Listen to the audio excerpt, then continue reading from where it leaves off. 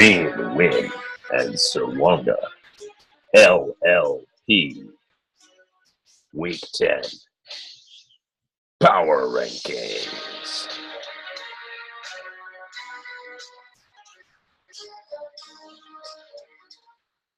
All right, fellas, let's take a look at some results from Week 9.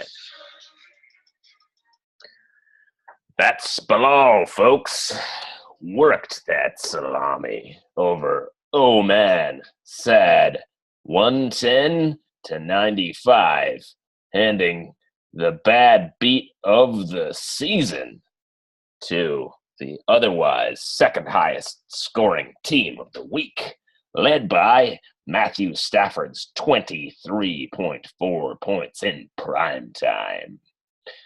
A shitty circus extends his winning ways with an 87-60 victory over the Edina Bulldogs, powered by Matt Forte's 22.6 points. Who does that? Glorious TDs coasts to victory over Smallwood got Crabtree, 77-61. Led by the Seahawks defense. And the Fat Squad in the Teabagger Bowl overcomes 84 points from here to Trump. You up. Nice name. Not. 93-84. Congratulations, Stephen, for winning the Teabagger Bowl. Elsewhere, Geordie Shore sends Slammin' Willie into the loser column with a 74-68 win in a low-scoring affair. He got 31 points from T.Y. Hilton. The Woodhead Kerfuffle sure looks like a number one team with an 85-66 victory over Andrew Cuck. He got 23 points from Danger Russ Wilson, despite all those INTs last week. And finally, Brady's Bad Hombres, 85, OB Jerry Curl, 76, leaving both teams at 7-2. He got 19 points from Matt Ryan. All right, let's take a look at the standings. We got two 7-2 teams, one in the Sirwanga division who deserves to be 7-2, and one in the Win division that deserves to be 3-6, but is 7-2. It looks like John and Ben and KG are all probably in. And then the 5-4 versus 4-5 teams all have a chance. So I'd say those last few spots are up for grabs. You look at scoring wise, it's Slammin' Willie by a good margin, and then Woodhead Kerfuffle, then Obi Jerry Curl, and then me, despite being 4-5. Okay, how bad are you at fantasy football? Number 14, Andrew Cuck.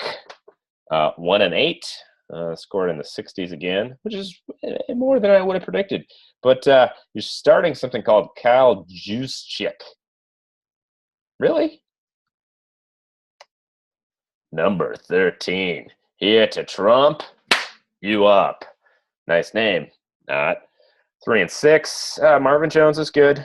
You got primetime Cam this week, so we'll see how that works out. Eric Ebron is bad.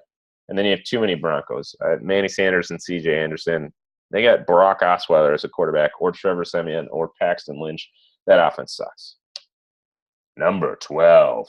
That's Bilal, folks. Okay, OC, you're 2-7. I thought about moving you up after the King Salami. Then I looked at your team, and it's just kind of a bologna sandwich. You got a bunch of meh. It's just kind of meh. Alshon Jeffrey's good. And then you get he's on bye this week, though. And then you get the Rams D gets to play against Tom Savage this week, so I bet they score a lot of points. This is the unluckiest team in the league. If Brady's Bad Hombres is the luckiest team, this is the unluckiest team. You could easily be 5-4. So your team is better than the record, but the record's the record. I had a hard time putting it higher. And I'm going to contradict myself when I go to the next slide. Number 11, Brady's Bad Hombres. 7-2. I keep moving you down. All I have to say is, how the fuck? How the fuck? Number 10. Smallwood got VD. All right, Dave is 3-6. Your only top 10 players at the position are Jason Witten and Michael Crabtree, and that's a problem. Julio has been coming on, so that's good. Josh McCown, you sure you want to do that? That's this week. Then DeMarco Murray's washed. Number 9, the Fat Squad. 4 and 5 moves up a couple spots. Dak is a flamethrower. I said Hyde had to be good for your team to be good. Hyde has been good. He's running back 7 now. The Lions have a top 5 D fantasy-wise and probably in reality. The Calvin Benjamin and Buffalo thing, we'll see how that works out. I like Buffalo's offense a little bit, but I think Tyrod is pretty good, and he could do with a red zone target. So it could be sneaky good down the stretch. Number 8. Edina Bulldogs. Oh, man, this team was 4-1. Just keeps losing. Maybe you need to return to America from Europe or wherever the hell you are. Okay, Shane, you got Todd Gurley, and that's it. Jameis is a rube. I don't know if anyone saw that pregame thing with the W and putting his fingers in his mouth and then being bad at football after that. He's just a rube.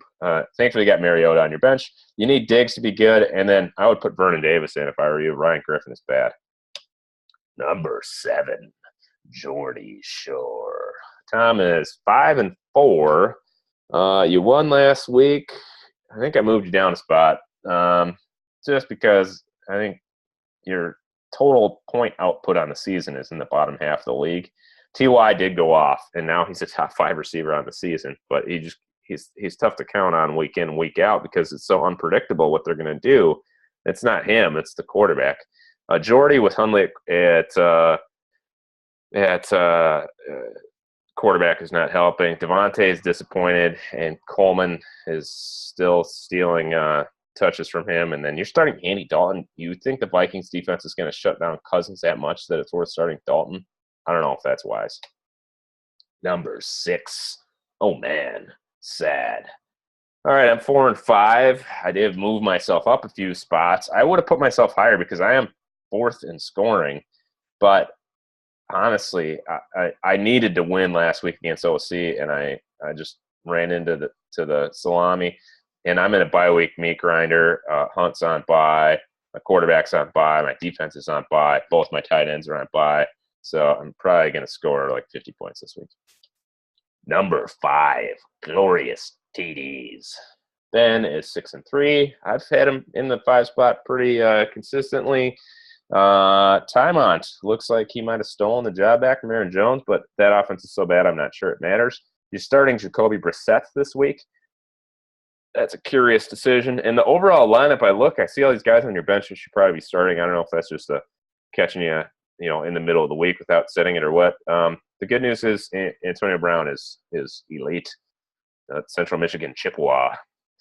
It doesn't matter if it's Dan Lefevre throwing passes or Ben Roethlisberger. He's going to produce. Number 4, a shitty circus. Peter, this might be the best team you've ever had. I'm just going to say that. Gronk and Nuke is a formidable duo. You got the number 1 wide receiver and the number 1 talent at tight end, the number 3 in points so far. Jet looked like he was back in the groove last week. I'm not as high on the Crowell and Forte duo at running back. I know they both scored, recently, and Forte scored twice last week, but they're not actually good. But Thomas Rawls could be sneaky down the stretch. Looks like he is the RB1 the rest of the way in Seattle. Number 3, O.B. Jerry Curl. The Wyndham Wizard. Bobby is 7-2. Here's what I have to say about your team. And I moved you down, not so much because of what your team did, but more what the guys ahead of you did. Is fuck Zeke. Fuck this whole thing and Jerry Jones. And I just don't like the Cowboys. I don't like all this stuff. I don't like it. I want him to be suspended. I don't even know what he did. I don't know if he deserves it. I'm sick of it. It's not you. It's Zeke. You got 5 guys who are top 10 players in the position. I think that is the most of anybody. And it looks like Derrick Henry is usurping Murray. And the Jags D stays number 1. Number 2, the Woodhead Kerfuffle. 6-3, stays in the 2 spot. I thought about giving you the 1 spot jinx, but then I looked at the teams and I don't know. Actually, maybe should have put you number 1. Fournette got benched last week. That was interesting. So he needs to get out of the doghouse. Ajayi in Philly, I didn't think he was going to do anything last week, and then he ripped off that touchdown. But Corey Clement's still stealing touches from him. Russell Wilson's on fire. Jack Doyle's got like 46 targets in the last 2 weeks, something insane like that. And then Mike Evans got himself suspended. That's probably what kept you out of the 1 spot. And number 1, Slammin' Willie. Okay, KG, good luck with Fitzy at QB. Juju, can you count on him to be an elite fantasy or wide receiver 2? He'd be your wide receiver 1 if he's good.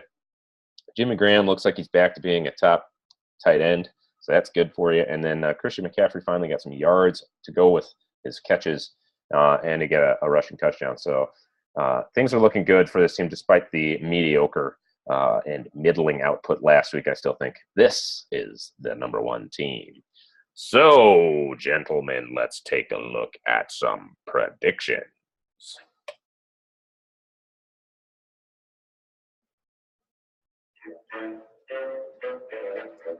O.B. Jerry Curl cruises to victory over Oh Man Sad, who has no players because everyone's on bye. Poor management leads to the O.B. Jerry Curl win.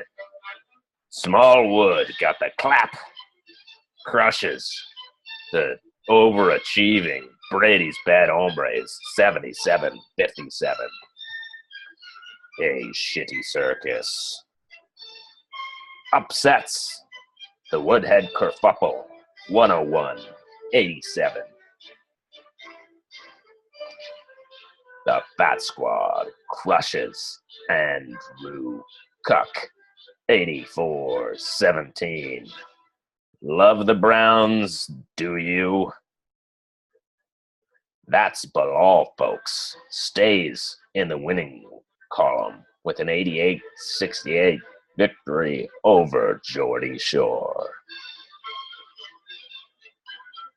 Slammin' Willie by 10 yards over Glorious TDs 100-99.